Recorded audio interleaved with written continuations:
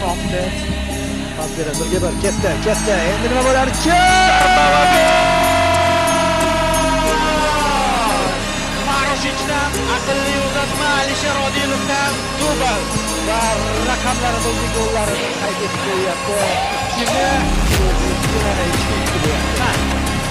Mana bu yo'lda qilishga afzal yo'q. Real zarba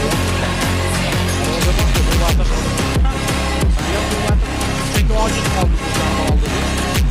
Rostdan ham har xil o'sha hisoblar yozilgan.